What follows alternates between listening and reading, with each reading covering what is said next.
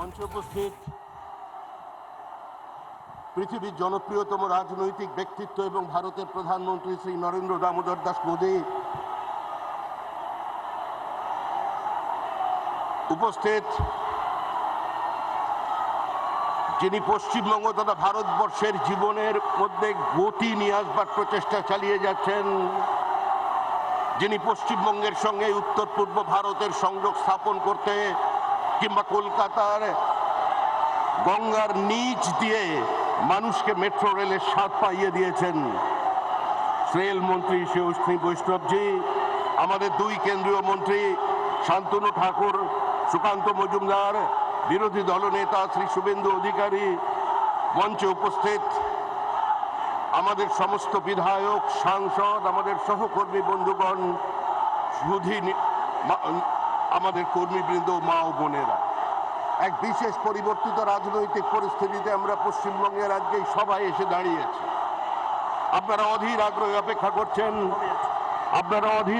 অপেক্ষা করছেন প্রধানমন্ত্রীর বক্তব্য শুনবার জন্য। কিন্তু আমরা পশ্চিমবঙ্গে এই নির্বাচনের প্রাক মুহূর্তে শুধু মানুষের কাছে একটি বার্তা দিতে চাই যে বঞ্চিত উত্তরবঙ্গ, অবহেলিত উত্তরবঙ্গ, পিছিয়ে পড়া উত্তরবঙ্গের স্লোগান দিয়ে যারা মালদা থেকে শুরু করে আলিপুরদুয়ার, দার্জিলিংয়ের পাহাড় পর্যন্ত মানুষকে প্রতারিত করেছেন, তার জবাব দিন। মুখ্যমন্ত্রী উত্তরকন্যা তৈরি করেছিলেন, উত্তরকন্যার জন্য বাজেটের যে ছিটে ফোটা বরাদ্দ হয় তার 41% বেশি টাকা কোনো দিন উত্তরবঙ্গের মানুষের জন্য খরচা হয়নি। আজকে পিছিয়ে পড়া উত্তরবঙ্গ, বঞ্চিত উত্তরবঙ্গের পাশে যিনি দাঁড়াতে চাইছেন, যিনি দাঁড়িয়েছেন, তার নাম নরেন্দ্র মোদী। আপনারা এগিয়ে আসুন এক নতুন পশ্চিমবঙ্গের লক্ষ্যে।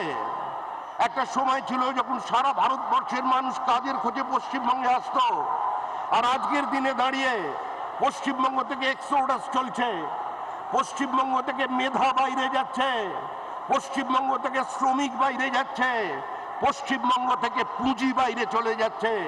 এই ফ্লাইট অফ ক্যাপিটালকে আটকাতে হবে, আমাদের মেধাকে আমাদের বাংলায় রাখতে হবে, ঘরের ছেলেকে ঘরের ভাত খাওয়াতে হবে। তাই ভারী শিল্প স্থাপন ছাড়া পশ্চিমবঙ্গের অন্য কোনো ভবিষ্যৎ নেই। কৃষি আর শিল্পের সহাবস্থানের শুধু স্লোগান নয়, শিল্পে কৃষির অংশীদারিত্ব চাই, পশ্চিমবঙ্গের শিল্পায়ন চাই, কর্মসংস্থানের সুযোগ চাই। আমরা অপেক্ষা করতে বলছি পশ্চিমবঙ্গের সমস্ত বিনিয়োগকারীকে, আমরা অপেক্ষা করতে বলছি এখানকার শিল্পপতিদের, আমরা অপেক্ষা করতে বলছি পশ্চিমবঙ্গের মেধাবী ছাত্রছাত্রীদের। আর কয়েকটা মাসের অপেক্ষা, 26-এর নির্বাচন, তৃণমূলের বিসর্জন। কালের দেওয়ালে লেখা হয়ে গেছে, তৃণমূল কংগ্রেসকে আর কেউ ক্ষমতায় ফিরিয়ে আনতে পারবে না।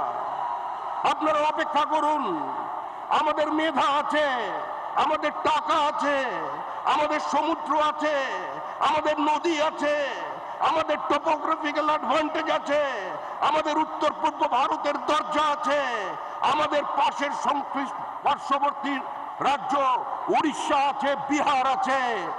আমরা তাদের খনিজ সম্পদের উপরে ভিত্তি করে পশ্চিমবঙ্গের শিল্পায়নের বৈপ্লবিক পরিবর্তন ঘটাতে পারি, আর সেটা পারি আমাদের প্রধানমন্ত্রী নরেন্দ্র মোদীর সহযোগিতায়। দেখুন, কারো চান মানে আছেন, কালের দেওয়ালে লেখা হয়ে গেছে, গঙ্গোত্রী থেকে গঙ্গাসাগর পর্যন্ত নরেন্দ্র মোদীর সরকার, ডাবল ইঞ্জিন সরকার, পশ্চিমবঙ্গের বিদায় আসন্ন। আজকে রাজ্যের মুখ্যমন্ত্রী সংবিধানের শপথ নিয়ে একজন রাজ্যের মুখ্যমন্ত্রী আক্রমণ করছেন কেন্দ্রীয় তদন্তকারী সংস্থাকে। এই আক্রমণ শুধু ইডির ওপরে আক্রমণ নয়, এই আক্রমণ যুক্তরাষ্ট্রীয় ব্যবস্থার বিরুদ্ধে আক্রমণ, এই আক্রমণ ভারতীয় সংবিধানের উপরে আক্রমণ। একজন সাংসদ, তৃণমূল কংগ্রেসের নেতা, প্রকাশ্যে দাঁড়িয়ে সুপ্রিম কোর্টের বিশ্বাসযোগ্যতা নিয়ে প্রশ্ন তুলছেন। এই আক্রমণ বিচার ব্যবস্থার বিরুদ্ধে আক্রমণ। ক্যালকাটা হাইকোর্টে বিচারপতিদের ঘরে ঢুকে তাকে ম্যানহ্যান্ডেল করা হচ্ছে, বিচারপতির বাড়িতে গিয়ে পোস্টার লাগানো হচ্ছে। রাজ্যপাল, যিনি রাষ্ট্রপতির প্রতিনিধি, যার নামে রাজ্য শাসন হয়, আজকে তিনি ভাষা সন্ত্রাসের শিকার হচ্ছেন। এই অবস্থা থেকে বেরিয়ে আসতে হবে। শুধু সোনার বাংলা স্লোগান দিলে চলবে না।